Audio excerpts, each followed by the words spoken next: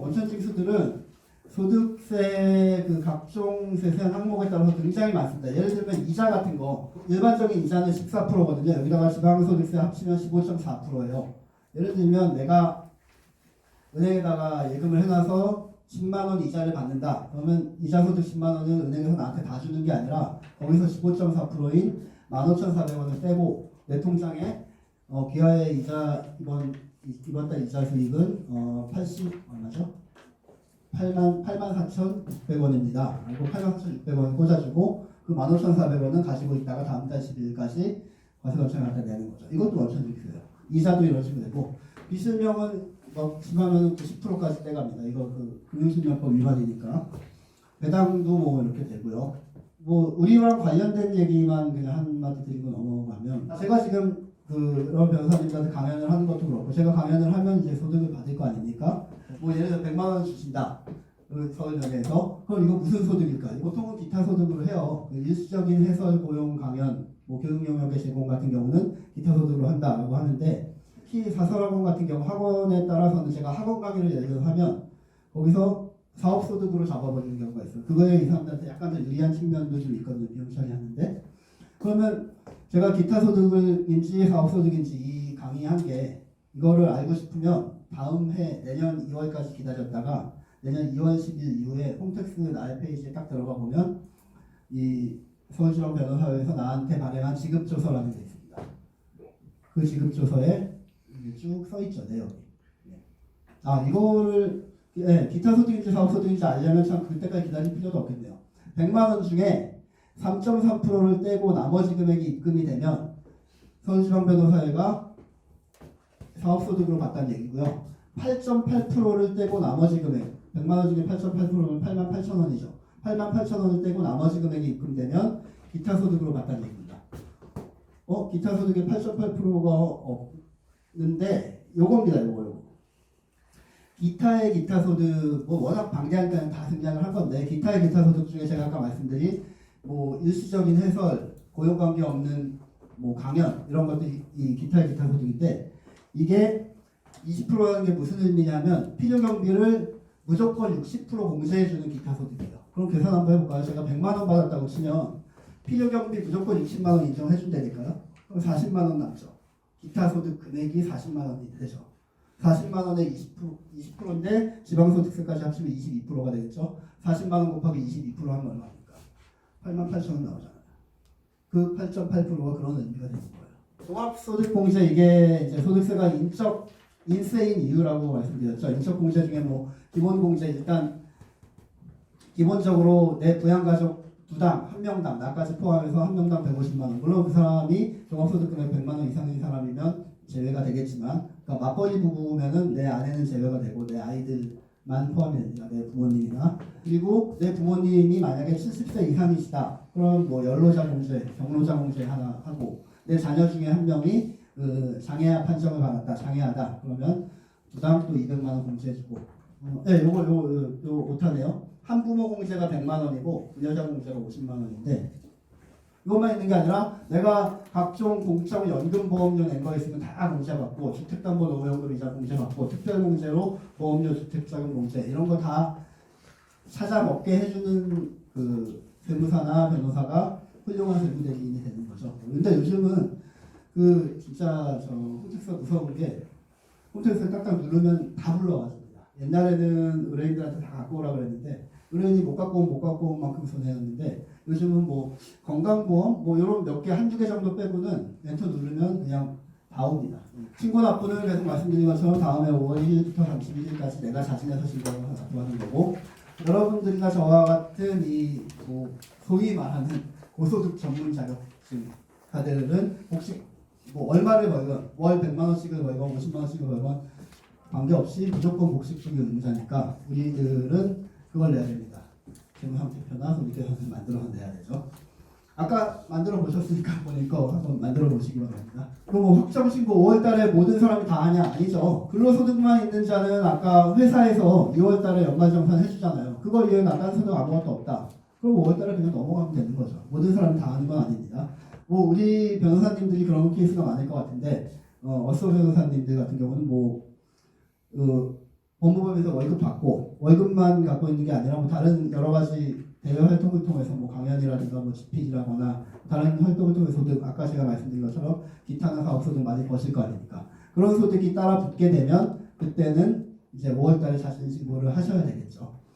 그거 말고 일반적인 근로자들은 그냥 연말정산을 땡치니까 안 하는 거. 퇴직도 마찬가지고 뭐 이런 것도 그냥 다 합쳐진 거니까 시간 나실 때 한번 읽어보시면 돼요.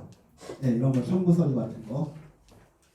이거 뭐 야 이거 이렇게 많은 첨부 서류 이거 내가 다 챙겨야 돼 막 이렇게 지금 걱정하시는 분들도 계시는데 더전 프로그램이건 아니면 세무사에서 개발한 세무사라는건 더전 프로그램이라고 치면 그 프로그램에서 하라는 대로만 하면 아까 제가 말씀드린 분계 원시 분계장에 분계만 열심히 해가지고 딱 엔터 치고 그다음에 카드 그 법인이 해당 법인이 카드 친 거 같은 거 불러오기 해갖고 엔터 치고 엔터 한 다음에 딱 치면 이 서류들이 그냥 쭈루룩 다 나옵니다. 걱정 절대 하실 필요 없어요. 옛날 같으면 이거 다 하나하나 손으로 만들어 자대 그리고 뭐 그러셨겠죠. 근데 요즘은 또 전혀 그렇지 않으니까 걱정하지 마십시오. 그리고 더 놀라운 거는 그런 프로그램을 쓰다 보면 이렇게 해갖고 됐겠거니 하고 딱 그 납부를 딱 누르면 납부가 안 먹혀요. 그러면서 뭐 이렇게 원인이 막 뜨면서 당신 지금 이거 서류 누락됐습니다 라고 친절하게 가르쳐줘요. 그러면 그거 쫓아가가지고 그것도 작성해서 그냥 엔터 치시면 됩니다. 어렵진 않아요. 그 우리 조세법의 기본 개념하고 이게 지금 어떻게 보면 뭐 그냥 학문적인 거라고만 치부하실 수도 있는데 사실 그게 아니라 요즘같이 전산화된 세상에는 오히려 학문적인 조세법의 기본 개념하고 아까 제가 말씀드린 그 손으로 그냥 알아볼 수 있는 분계 이것만 할 줄 알면 나머지는 그냥 다 기계한테 맡기면 이런 것들 다 뽑혀 나온다고요. 그러니까 오히려 그런 것들이 더 중요하다는 얘기죠. 이런 거 뭐 암기하고 외우고 뭐 이거 작성 자대고 하는 것보다는 퇴직소득은 아까 말씀드린 것처럼 뭐 별 말씀드릴 거 없고 누적효과 결집효과 때문에 근속연수공제도 하고 연분연수법으로 하고 아까 제가 예를 들어드린 거는 10년 근무했으면 10분의 1 곱해가지고 이렇게 한다고 했는데 옛날에 진짜 그렇게 했거든요. 몇 년 전에는 한 10년 전에는 그러다 보니까 세수가 좀 들거쳐요. 그래가지고 치사하게 몇 년을 근무했건 그냥 5분의 1만 연분연수법 적용해준다 라고 법이 바뀌었더라고요. 예, 양도소득세 엄청 중요하고 그렇죠. 그리고 양도소득세는 과세 대상 자산이 정해져 있습니다. 토지, 건물, 부동산에 관한 권리, 기타 자산, 뭐 특정 주식 같은 거거든요. 부동산 비율이 50% 이상인 법이면서 뭐 어떻게 되고 부동산 비율이 80% 이상이면서 휴양업에 영위하고 뭐 이런 특정 주식하고 그다음에 또 일반 주식인데 일반적으로 우리가 저 협회 등록이나 상장 주식 거래하는 거는 전혀 양도소득세가 없고요. 비상장 주식만 양도소득세가 있습니다. 상장 주식 중에 예외적으로 장외양도분이나 뭐 대주주 양도분만 있지 상장 주식은 원칙적으로는 양도소득세가 없다. 뭐 특이한 파생상품 같은 거 나오고요. 뭐 주로 우리가 다루는 것들은 뭐 이 토지 건물과 부동산에 관한 권리죠.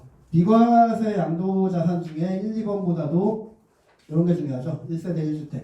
1세대 1주택은 과세되지 않는다. 그런데 고가주택은 과세가 되죠. 그럼 고가주택이 뭐냐? 실질거래가액이 9억 원을 초과하는 주택을 말한다. 엊그저께도 의뢰인하고 같이 화성에 있는 시골 땅 가가지고 딴 일 때문에 이렇게 같이 조사하고 있는데 정말 귀신 나올 것 같은 쓰러져가는 흉가가 하나 이렇게 있어요. 등기도 돼 있고. 나도 모르게 그냥 내가 상속받은 땅인데 아버지가 가지고 계시는 건데 거기에 그냥 등기된 건물이 하나 있는 거예요. 그 진짜 이렇게 발로 이렇게 토담 같은 거에 툭 차면 바로 쓰러질 것 같이 그렇게 생겼더라고요. 그 빈집된 지 한 20년은 돼 보이는데 그래도 근데 등기 건물이잖아. 그거랑 강남에 있는 내 건물이랑 내 지금 아크로비스타 예를 들어서 저기 내가 지금 살고 있다고 치면 아크로비스타에 있는 내 주택이랑 난 지금 2주택자잖아요. 아크로비스타 팔 때 엄청 많이 되겠죠. 그럴 때 어떻게 해야 됩니까? 이 건물 멸실 등기해야 되겠죠. 이거 이렇게 바로 밤에 몰래 가고 쓰러뜨린 다음에 멸실 등기 해가지고 1주택을 만들고 물론 아크로비스타가 9억을 초과하는 애기 때문에 세금을 좀 내긴 해야 되겠지만 어쨌든 간에 9억 초과분만큼에 대해서만 내니까 어마어마한 세금이 아껴지겠죠.